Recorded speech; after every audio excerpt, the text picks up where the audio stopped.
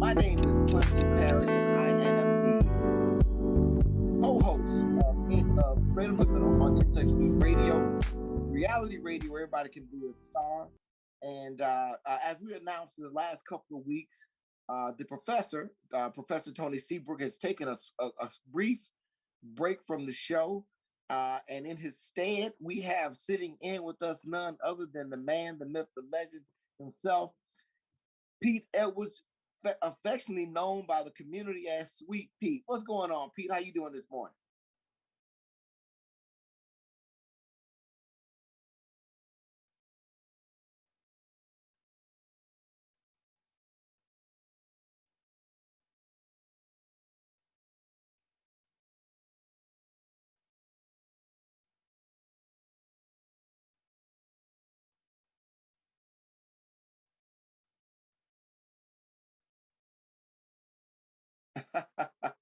Well, listen, man. If for somebody like you to say that, I take it to heart because Pete, you have worked so long in this community, forging an effort to try to make this place a better place for so many people, and you've impacted so many people. But listen, I am excited because I get every week now to go one on one with you. And I know rumors out there say, listen, I was unfair and I took advantage of the poor professor and did all these kind of things, and that I'd have met my match now. That Pete Edwards is gonna put me in my place and show me my ways of wrongness. So, welcome this morning, Pete. And for all those people that listen, we've got Pete Edwards now co-hosting on Straight Up the Middle on Intex News Radio.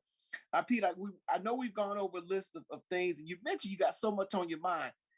This is a place that we've tried to create where people can wake up on Saturday morning, listen to some thoughts, share their thoughts as well, and if they want to participate in the discussion. So before I get started, Pete, with what I know we want to talk about, and everybody knows me and you can talk, I want to let everybody know, listen, you can participate in the show as well. The show is open to callers, and here's how you can do it. There are two ways to do it. One is to go to your phone and text to the number 25324, and you're going to text SUTM. The number is 2534. The subject you put in SUTM, and that's going to kick you over to our Zoom link. It may ask you for a Zoom ID. So write this down: 853-7002-0801. It may ask you that. It may also ask you, if you want to try to do this, you can call in. The number is 929-205-6099.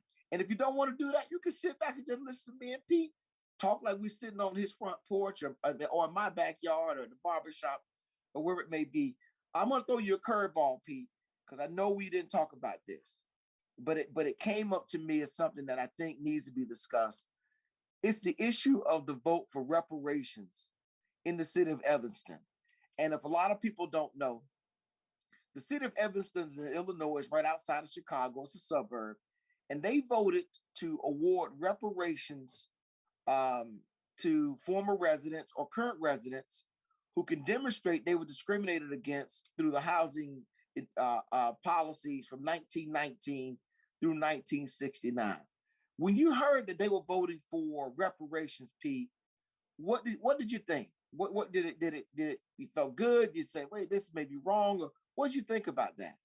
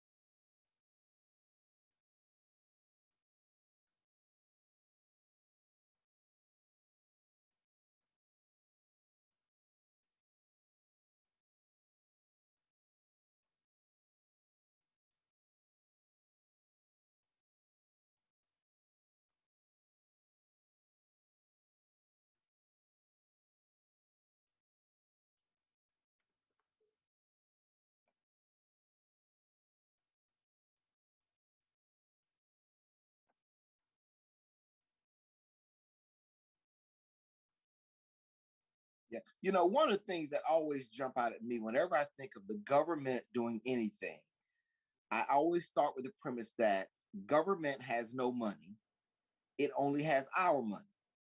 So where's the money going to come from that's going to fund whatever it is you're talking about, whatever that may be? That's the first thing that jumps out at me. The other thing I thought was quite interesting is they targeted 1919 through 1969. They didn't go back to slavery. And I think what this opens the door for, Pete, is a different conversation, which is the one that I've always said. You know, slavery had been around for hundreds of years in all kinds of forms all over the world. So I get that part. Okay. What I didn't get was after slavery that America had adopted a constitution and set forth the certain ideals and beliefs that this country will be founded upon. And then it immediately after that set out to not live up to those things intentionally, to intentionally work up ways to discriminate against Black people and prevent them from fulfilling what America can offer them. So I thought this is the first time I really never thought about it. I've always said, well, while you're talking about slavery, you should be talking about what happened after slavery. And suddenly this thing pops up. Now, I find it also interesting, it goes towards targeting housing. If I'm not mistaken, you can get a certain amount of a grant to go towards purchasing housing within this area. And I think, well, that does something for those neighborhoods. But what about this issue, Pete? You know, I've left a number of neighborhoods, and I think I represent a lot of people where I've been in a neighborhood, and then because of my own choices of what I wanted for my life, I left those neighborhoods. Nobody can make me stay or be in those neighborhoods. And I don't know that we want to create a financial incentive, I guess, that forces people to make that choice as opposed to being where they would or would not, you know, want to live. Every community, think about this, every area changes at some time from what it was before to what it is now. And to try to anchor that into some set parameters forever, I think opens the door for other issues that we don't want to really be, where people are restricted to where they can go and what they can do. But what about the idea, Pete, of now we're talking about compensation for the years of discrimination? And I thought that was trying to be addressed through affirmative action. Are we now going back and we're going to address that issue again? Is that what they're saying with this vote in Evanston?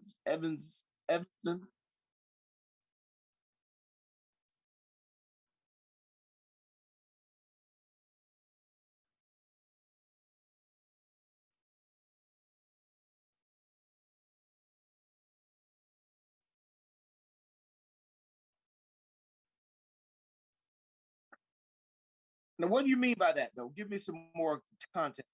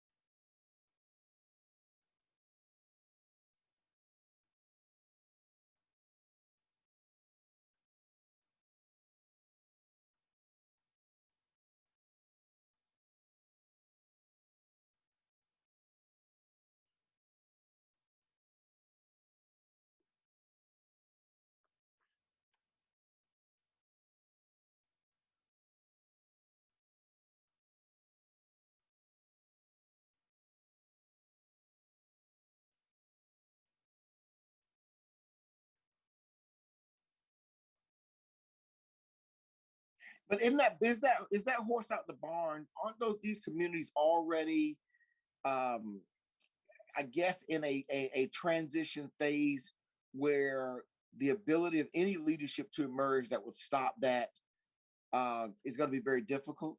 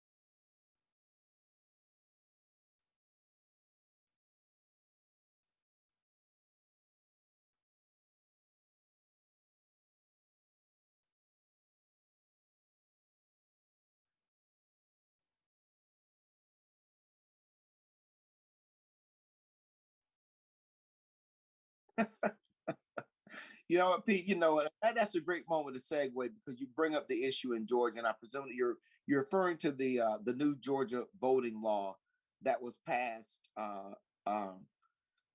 last week. Now, Pete, those are Republic. That's a Republican initiative. Uh, that's being pushed.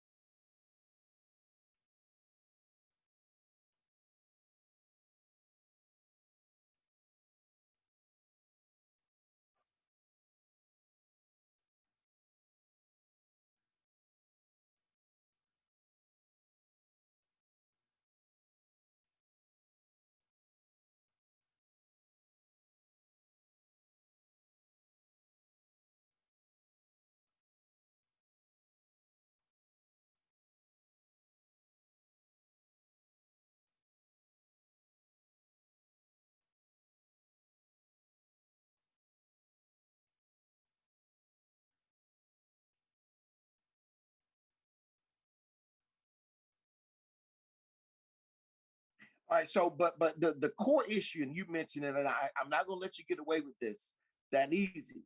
That is a Republican controlled state legislature that is pushing that. Those aren't radical leftists. And they may have their own agenda, but that stuff that we're seeing in Georgia, and I think it's 41, 42 other states, is mainly being pushed by a Republican agenda to restrict voting access by mainly Black and brown people.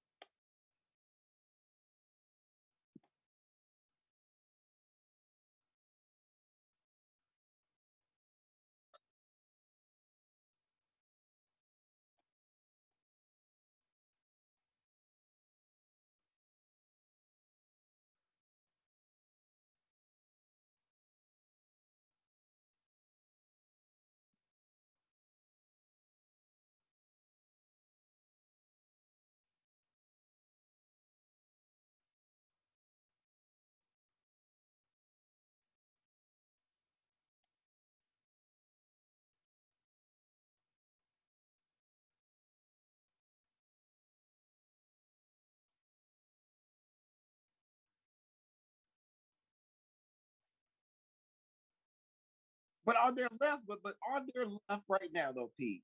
After what happened 4 years ago, had most of the moderate and I think reasonable Republicans gotten run out the party, or they've been forced to rebrand stuff as something else?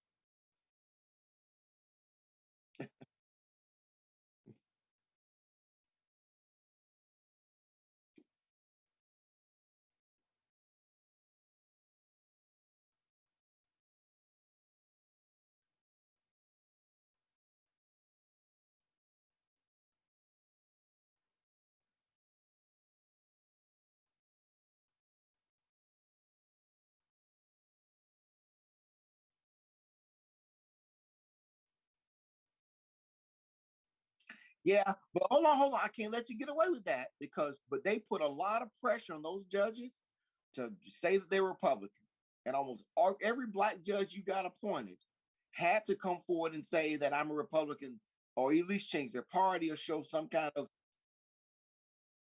yeah, that's political. But they did that, and I know of one or two locally who tried and ultimately were basically told, look, until you make this change now. I want look at I go a step further, Pete, and I'm okay about how people look, but I'm more concerned about what you do, how you think, and how you impact things. And just because somebody's black, you're gonna have to do more than that for me. You're gonna have to show that you're fair, that you're open-minded, that you're gonna give people an equal opportunity in what it is that in the position that you've taken. So when you appoint black judges, which Clarence Thomas is black, but he's done nothing to advance the interests of black people in this country. So just having black folks there is not the key. It's having the right minded black folks in those positions.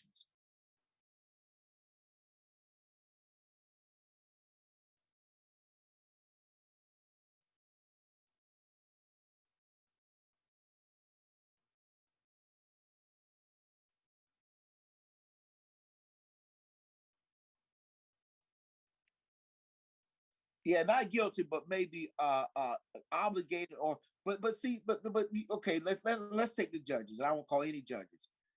A number of judges that we've gotten appointed locally have come out of nowhere almost. They've not been involved in the community, overly connected. Now, some have gotten that way after they've been in office, and that's through a lot of hard work. But initially, when they showed up, they were not. And you mentioned, Pete, we can expect something similar to what happened in Georgia trickling down to Florida. I thought Florida had already done some of that stuff under the previous governor.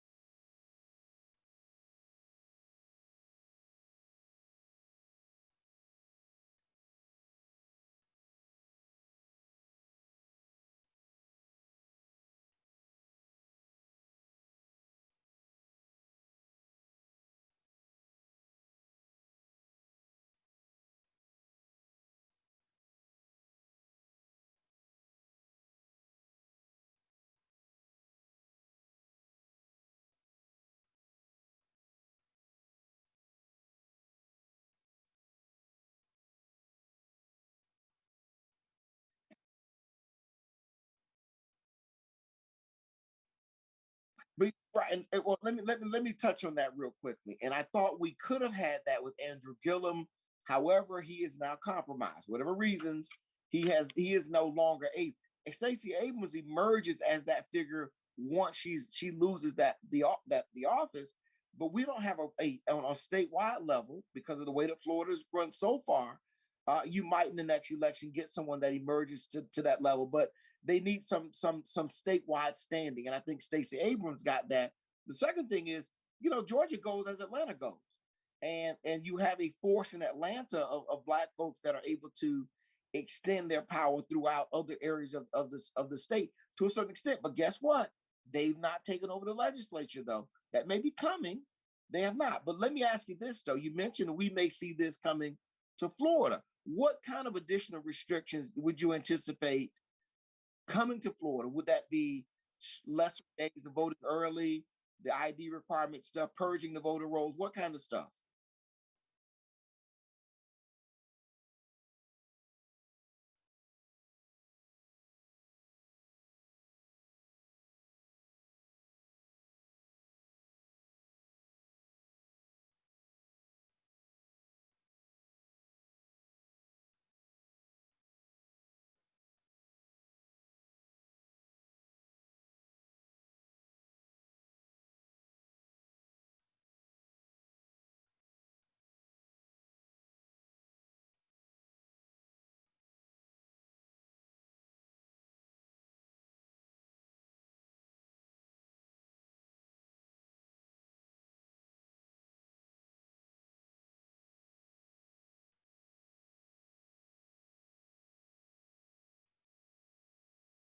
Right.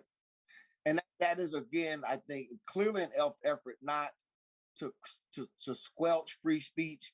And while I think that law will have major issues passing constitutional muster, it's going to take somebody fighting it,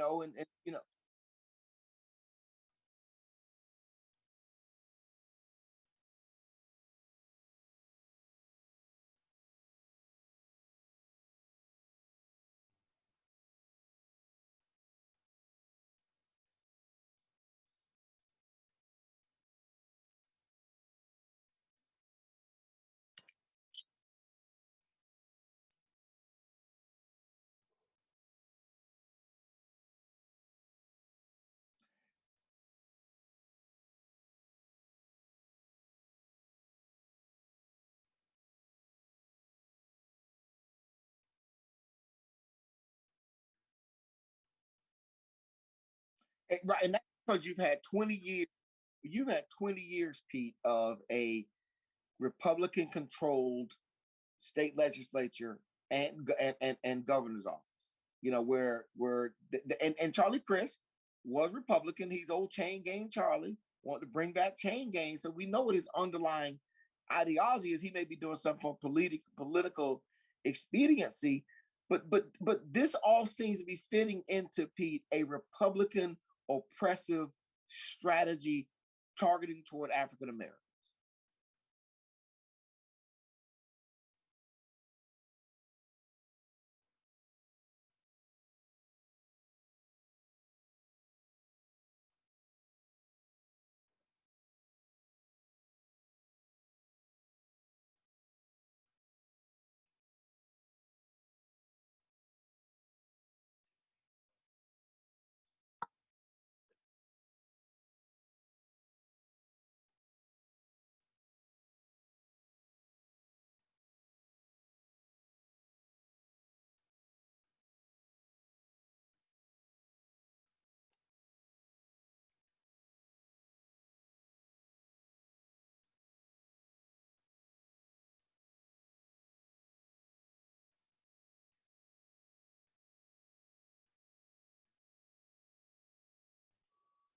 Uh-huh.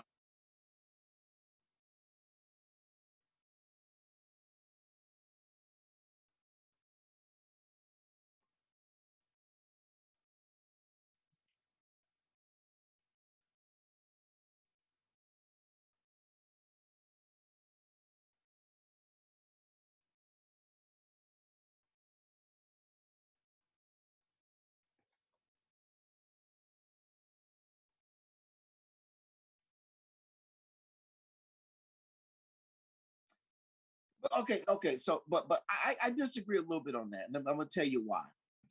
One, we in Florida have incredibly changing demographics. The influx of people from Puerto Rico, more liberal Northerners moving to Florida, moving to the South. Uh, I just think that there's a difference because Gillum came really close to winning in Florida, which is evidence of that coalition you talked about at a time when you had the sitting president campaigning and pushing DeSantis as the candidate.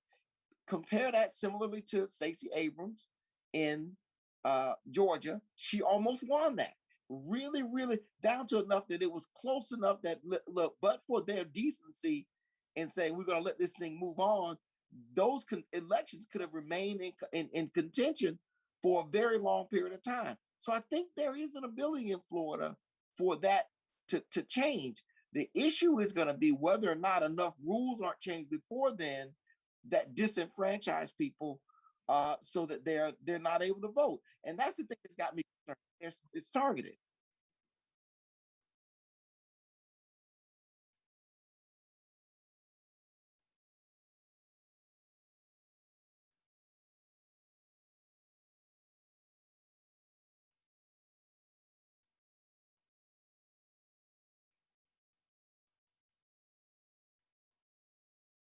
Right.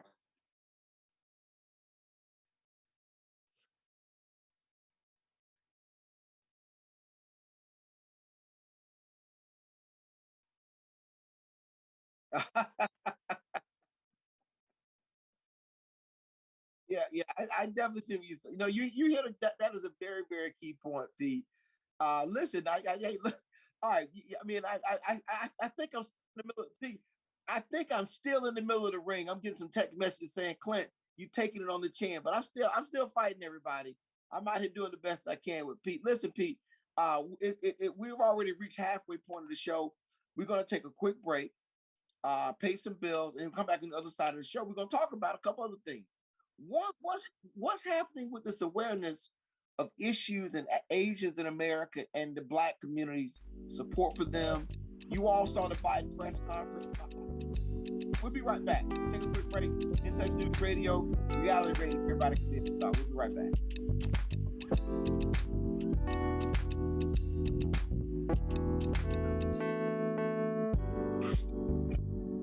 Who doesn't love being number one?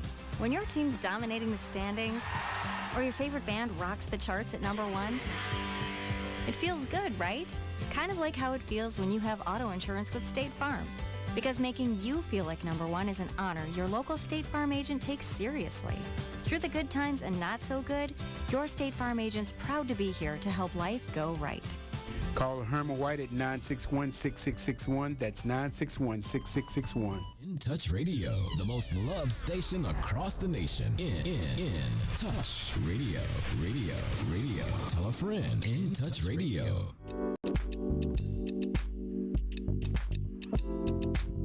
All right, we're back live on Take News Radio, Reality Radio. Everybody can be a star. My name is Clinton Paris. I am the co-host of Straight Up the Middle. I am joined by a new co-host, none other than Sweet Pete Edwards, the man, the myth, the legend. Pete, it's just so wonderful to have you on the station. And listen, I mean, you have such a wealth of information. You put it in such a context. And the beautiful thing I like about what you do, Pete, is you stay relevant by talking to people who are now looking at their future and trying to position themselves to have the kind of success that they deserve in this country. So I commend you for that. And I'm glad to have you here on the show. One of the things that I know we kicked around talking about was the Biden press conference, Joe Biden's press conference. There was a lot of pressure on Joe Biden to finally hold a press conference.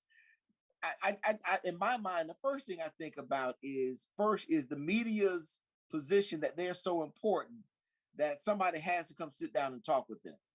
I'm kind of over that a little bit. I think the argument that they try to influence things too much is realistic. The other part to it is the reality of it is we need the media speaking out and bringing things to light and sharing information and forcing certain conversations. But Joe held his first press conference.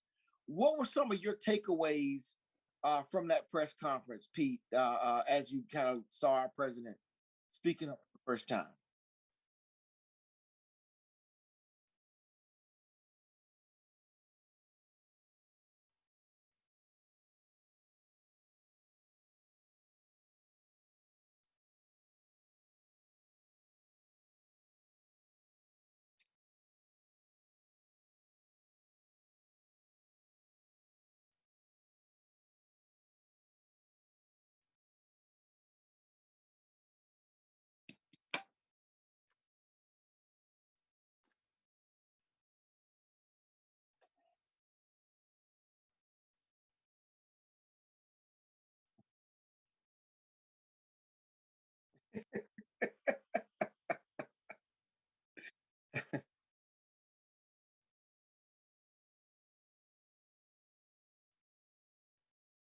Okay.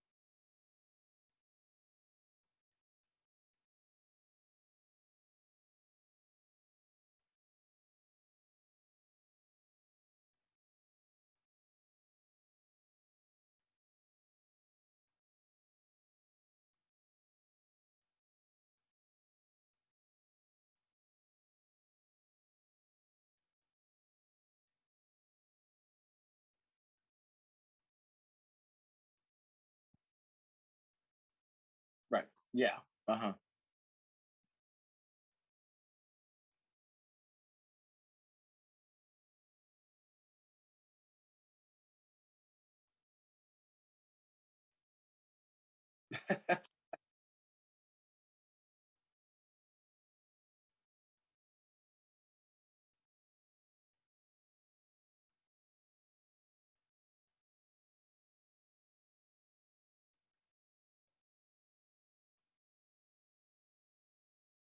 Right. Well, hold on, Pete. Hold on, Pete. Hold right there for a minute. And let me paint the picture for a lot of folks who don't really understand this.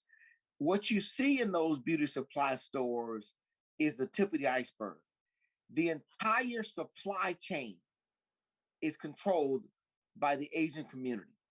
The entire, not just what you see at the store. So if you were to want to open your own store and buy products and all that kind of stuff, you would have to dive back into the Asian community, which is not open to that competition, if you get my drift. Meaning they're not going to sell to you. The supply chain, it is a insular, I mean, all the way back to the import process is completely controlled by the Asian community. So go ahead and pick up from their feet. You were saying they were limiting the opportunity for the people they hired.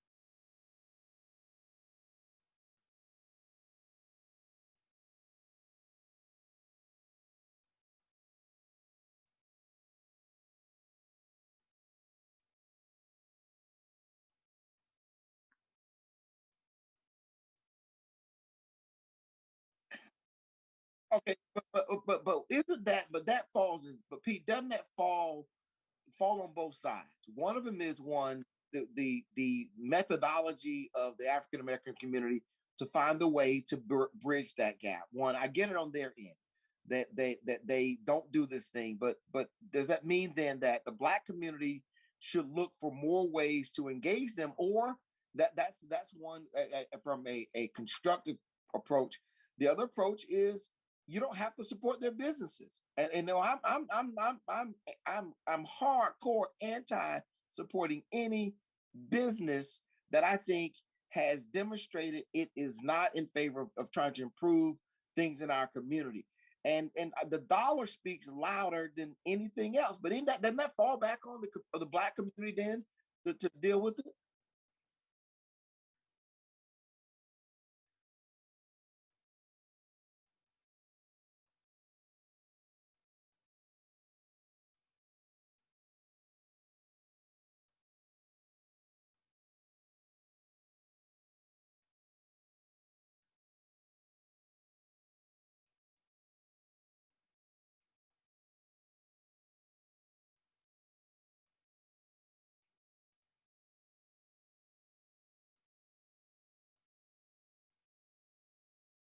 Hey, Pete, hold on for just a minute, real Pete. I just got a text message sent to me from somebody saying that they can't hear Pete back in the studio. Anna, yeah, Anna, yeah, can you check on that, Anna, real quick? You may need to check on the Zoom link because this stuff we're okay. The stuff we're talking about here, I'm getting a lot of text messages about concern for this relationship between the Black and the Asian community, and I want to make sure people hear Pete well on what he's saying. So if you go ahead, Pete, pick up from there if you can.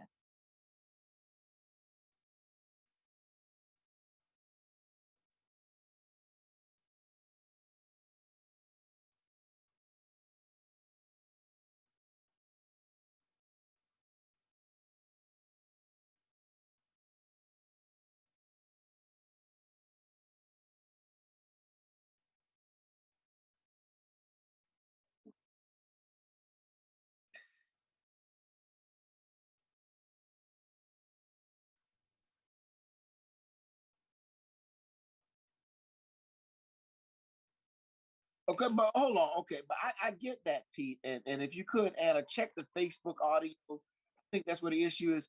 But here's my question, Pete, though. But does that fall to them or for the African American community to be more creative to come up with a way to make it work?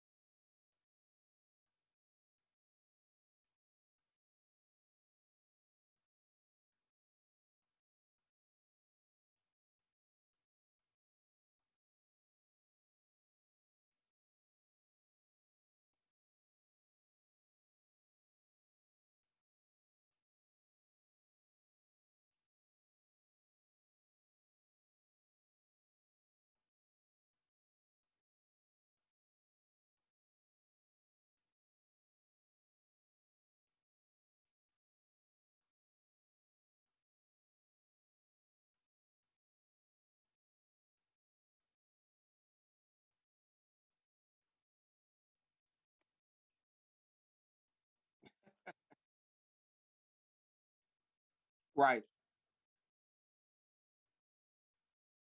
But let me say, but don't we risk? Doesn't it look like a stronger coalition if you can create the appearance of numbers and everybody being on the same uh, um, page, it does not give you, I guess, a greater presence, and it gives your movement more validity when you bring or you make it appear that you're open to anyone, you know, being a part of what you're trying to do. But I know they don't want that. But I think on a national level, the messaging is if you this gives a stronger appearance if we look unified and maybe along the listen, P. I mean, let's be honest. Everybody wasn't all the black folks weren't in favor of civil rights. You know, so the fact that these folks haven't gotten it yet doesn't mean that they can't get it, and that there's not a way that we can work to figure that out to bring them along.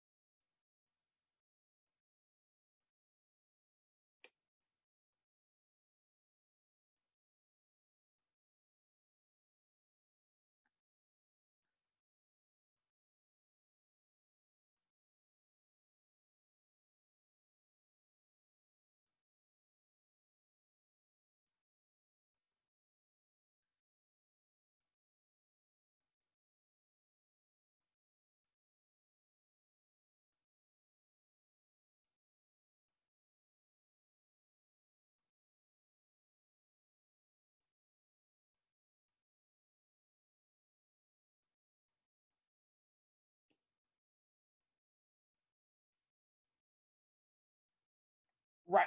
But let me throw this out though. It has been evidenced by the plight of African Americans in this country as relates to civil rights. It's tough, it's dangerous, it costs you a lot. Sometimes it may cost you your life to do it. And I get that these people have ducked their heads out of fear, out of whatever it may be, to say, look, if y'all are not bothering us, and the one or two times you do, we'll just tolerate that and go about our business and do our thing. But as African Americans, caught up in this struggle to make this entire country a better place, we can't fall victim to that. And that brings us to the last thing that I had on my list that I want to bring up with you today, and that is the appearance of this thing at the border. The first question is there a border crisis, or is there not a border crisis right now going on under the Biden administration? What's your thoughts on that? Is there a border crisis, or is there not a border crisis?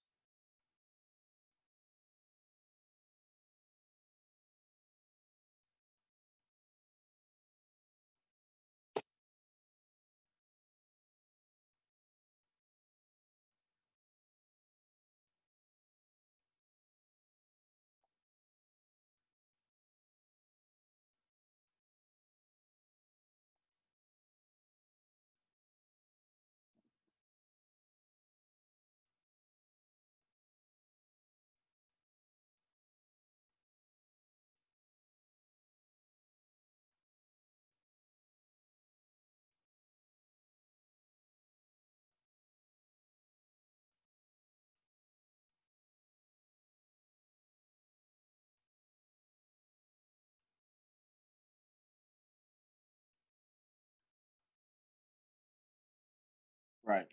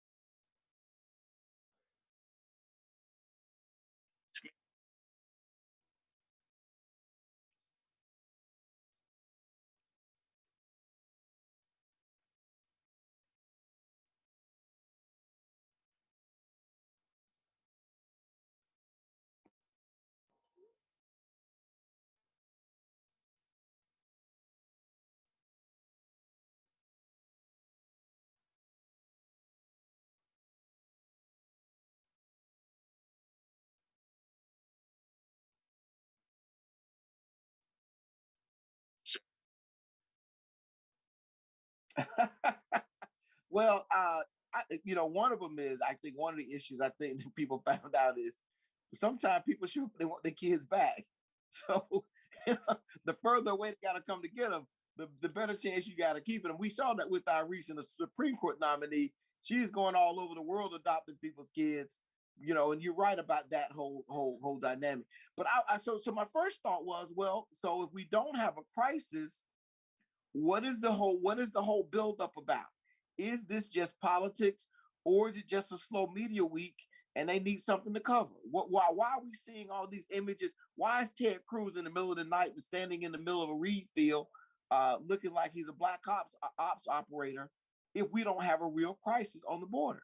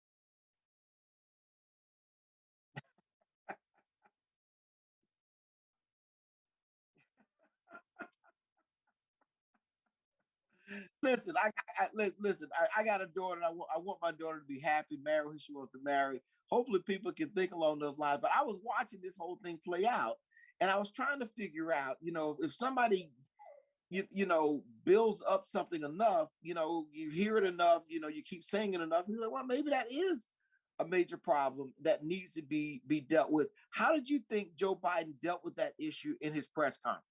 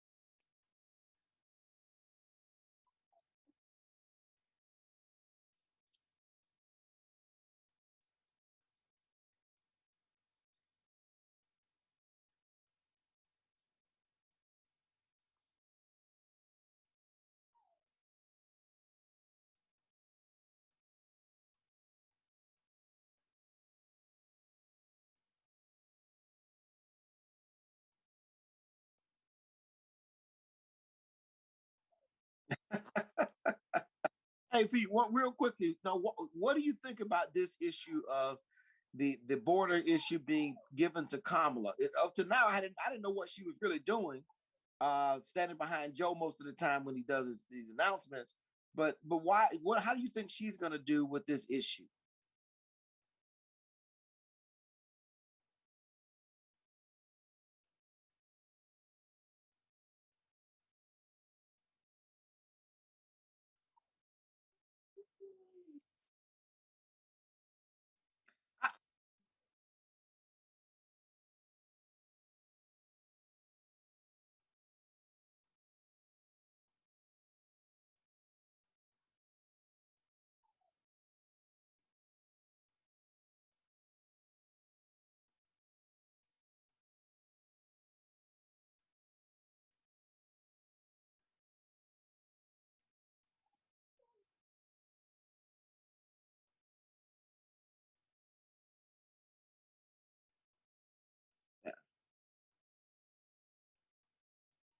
Listen, man, I am getting some great text messages sent to me saying that how people like what you're saying, and that I'm gonna have to step up my game, I guess.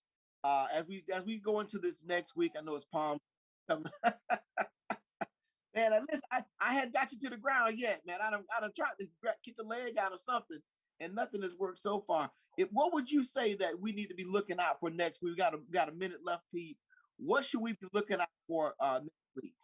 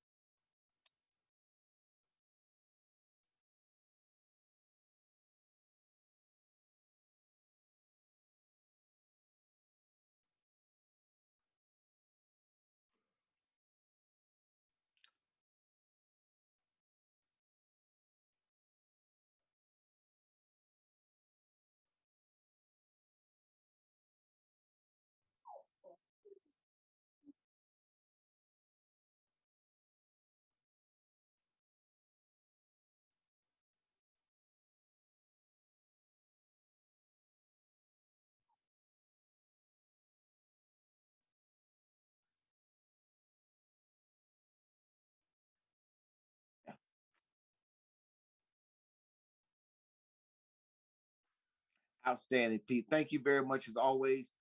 You're doing a fantastic job here on the show. We appreciate having you here. These hours fly by so fast, and unfortunately, everybody, hey, look, that's all we got for you this week. Thank you for tuning in. Hopefully, you can join us again next week on In Touch News Radio. See you back here next week. Have a great time. Bye bye.